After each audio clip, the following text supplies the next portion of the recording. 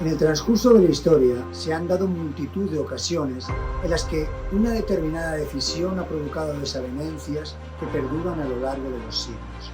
Ese debió ser el caso que inició la enemistad entre dos pueblos que se mantiene hasta nuestros días. Hoy les presentamos la cápsula titulada Palestina e Israel, un conflicto con raíces ancestrales. Somos Oscar Sasso y Daisy Toussaint y esto es Anécdotas de la Historia.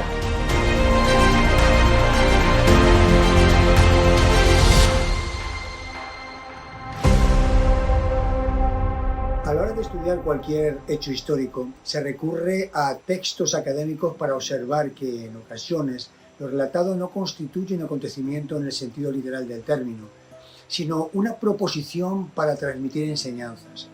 Ahora debemos advertir que la única fuente con la que contamos para conocer el origen del conflicto es el Génesis del Antiguo Testamento, para lo cual nos debemos remontar al año 1900 a.C.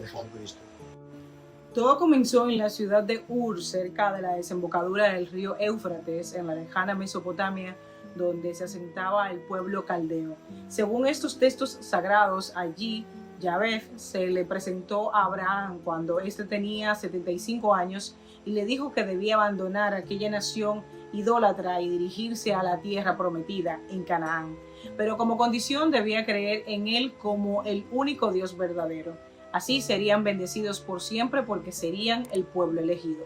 Abraham tomó a Sara, su esposa, a Lot, su sobrino, y a sus seguidores con enseres y rebaños para ponerse en marcha. Se dirigieron al noroeste bordeando Babilonia hasta la ciudad de Harán, para después de un tiempo allí virar hacia el sur por la ruta característica que partía desde Damasco hacia Egipto pasando por Canaán.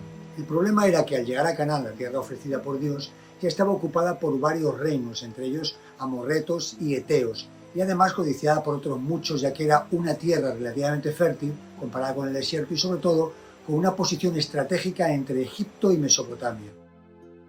Después de años deambulando, Abraham consiguió asentarse en Siquem.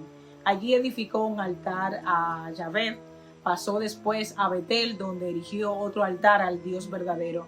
Luego de un periodo en Egipto, Abraham y sus seguidores fueron expulsados de Gerar y tuvieron que regresar a Betel, en Canaán. Allí se asentaron por un tiempo y debido a las mejoras que tuvieron sus rebaños, surgieron disputas entre los pastores de Abraham y los de Lot, por lo que decidieron separarse. Lot se asentó en la fértil tierra al este del río Jordán, cerca de Sodoma y Gomorra. Abraham lo hizo en Hebrón. Entonces se planteó otro problema. Abraham, ya anciano, y siempre según el Génesis, necesita un sucesor a quien ceder un día el patriarcado del pueblo hebreo.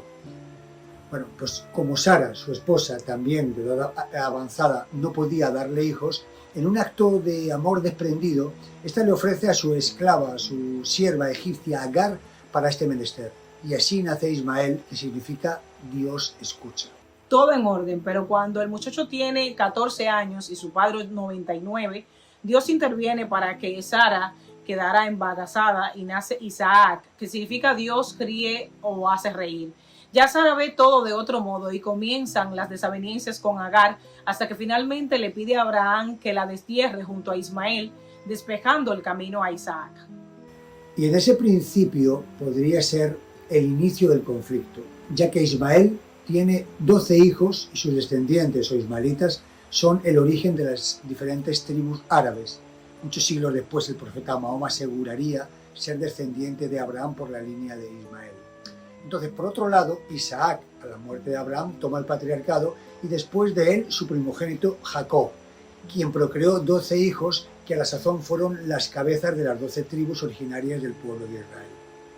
Sigue contando la Biblia que el hambre hizo renunciar a estas tribus hebreas y viajar a Egipto, donde estuvieron esclavizados durante 200 años hasta que apareció Moisés, quien los liberó y después de vagar 40 años por el desierto regresó con su pueblo a la tierra prometida, estableciéndose en Jerusalén, donde vivieron una época de esplendor con reyes como Saúl en el siglo XI a.C., primer rey de Israel, quien derrotó a los amonitas y a los mojaditas, pero no a los filisteos descendientes de Ismael. Y según los libros sagrados, finalmente apareció un joven pastor llamado David que desafió al gigante Goliat, jefe filisteo, a quien venció lanzándole una piedra a la cabeza con su honda, matándolo en el acto. Esa victoria permitió la estabilidad para los hebreos en Jerusalén, con David como rey, a quien le sucedió el sabio Salomón, quien dedicó toda su vida a la construcción del templo de Jerusalén. Mientras otros pueblos como asirios, babilonios o egipcios no renunciaban a que aquellas tierras codiciadas fueran exclusivas del pueblo hebreo. Después de la muerte de Salomón, los propios hebreos tuvieron que dividir el territorio en dos reinos, Judá al sur e Israel al norte. El año 722 a.C., el emperador asirio Sargón II invadió Israel y expulsó a todos sus habitantes. Poco después, Judá corrió con la misma suerte. El rey babilonio Nabucodonosor II invadió el territorio, quemó el templo de Salomón y se llevó a todos los hebreos a Babilonia. Este éxodo es conocido por los judíos como la primera diáspora. En el año 539 a.C., los persas conquistan Babilonia y permiten que los judíos regresen a sus antiguas tierras. Pero las invasiones y ocupaciones siguieron sucediéndose a lo largo de los años. Primero las griegas al mando del gran Alejandro Magno. Cuando decae Grecia, le toca el turno al Imperio Romano, época aproximada en la que nace Jesucristo, supuestamente descendiente de David, quien según la profecía mesiánica liberaría al pueblo hebreo. Luego un intento revolucionario judío contra Roma provocó que el general Tito volviera a incendiar el templo de Salomón y tomara Jerusalén. Fue entonces cuando el emperador Adriano ordenó la expulsión de los judíos, denominando al territorio como la provincia de Palestina o Filistea.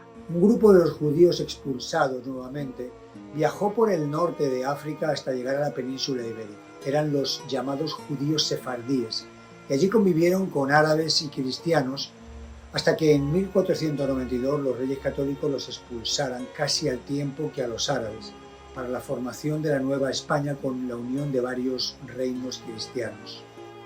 Pero regresemos a Palestina, donde se sucedieron las ocupaciones árabes y cristianas con las cruzadas, hasta que el Imperio Otomano, de origen árabe, ocupara todo el Oriente Próximo, alcanzando la toma de Constantinopla en 1453 y a continuación toda la península balcánica. Tuvieron que pasar 5 siglos de dominación árabe hasta que, tras la Primera Guerra Mundial, cayera el Imperio Otomano y el Reino Unido, uno de los países vencedores, se hiciese cargo de Palestina promoviendo asentamientos de algunos colonos judíos.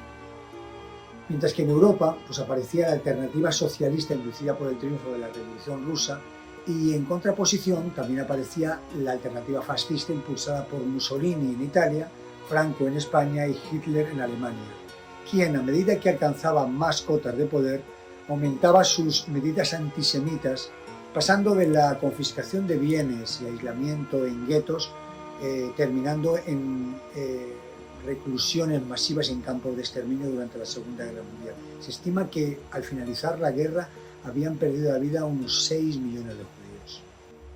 En 1947, la recién creada Organización de Naciones Unidas, ONU, determinó otorgar un territorio a los judíos dispersos por el mundo, formándose el Estado de Israel, designando para su ubicación un territorio dentro de Palestina con una porción de terreno que suponía algo más de la mitad de la nación árabe.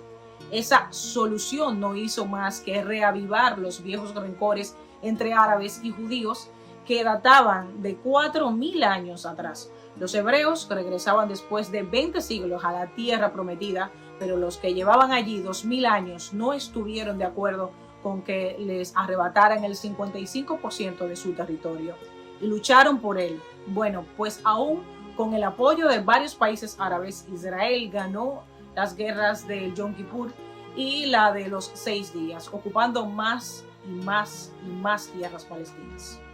En el año 1993, las negociaciones de paz entre judíos y palestinos llegaron a su punto álgido de la mano de Yasser Arafat como representante palestino y de Isaac Rabin por Israel, con Bill Clinton como mediador, pero finalmente no llegaron a acuerdos y las relaciones se fueron deteriorando hasta llegar a un punto de difícil entendimiento.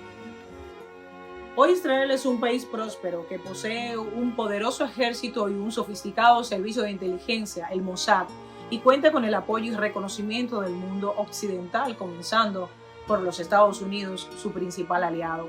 En cuanto a Palestina, su territorio se ha reducido a Cisjordania y la pequeña franja de Gaza, donde viven hacinados en un gueto más de 600,000 habitantes en 360 kilómetros cuadrados, rodeado por mar o por altos muros de hormigón para evitar la salida de sus ciudadanos. También Cisjordania ve cada vez más reducido su territorio por la afluencia de colonos judíos. El Estado de Palestina cuenta con el reconocimiento y el apoyo de gran parte del mundo árabe, además de las organizaciones fundamentalistas e internacionales de Hamas y Hezbollah, aunque no llegan a contar con todo el apoyo de la población. Los ataques sorpresa de Hamas a posiciones israelíes en octubre del 2023 fueron, según Muhammad al-Deif, uno de sus principales comandantes, respuesta a los ataques perpetrados a sus mujeres, la profanación de la mezquita de Al-Aqsa en Jerusalén y el constante asedio a Gaza. Esto provocó la inclemente respuesta de Israel bombardeando la franja de manera indiscriminada, aumentando día a día el número de víctimas civiles. El sentido común debería inducir a buscar la solución del conflicto en una mesa de diálogo. Siempre sería mejor una mala negociación que una guerra, aunque se gane, con todas sus devastadoras pérdidas materiales y sobre todo de vidas humanas. Pero por el momento, el odio exacerbado impide negociar una solución pacífica. Resulta casi inverosímil que una decisión tomada hace 4.000 años provocara unas desavenencias que perduraron a través del tiempo y hoy llegan al cenit en la escalada de odio y violencia, observando que si Abraham no hubiera sucumbido ante las presiones de Sara, tal vez Ismael e Isaac habrían convivido pacíficamente y sus descendientes no habrían sido enemigos irreconciliables hasta hoy. Pero eso nunca lo sabremos porque no son más que hipótesis o conjeturas de historia contrafactual. Lo que sí sabemos es que este conflicto tiene orígenes muy antiguos y que tanto palestinos como israelíes tienen argumentos suficientes que justifican el derecho de vivir en la tierra que un día se llamó Canaán, y que la negociación y el consenso debería ser la vía de solución para una convivencia pacífica en vez del exterminio como objetivo y el terrorismo como respuesta. Todo lo cual recogemos en esta caprichosa y a la vez preocupante anécdota de la historia.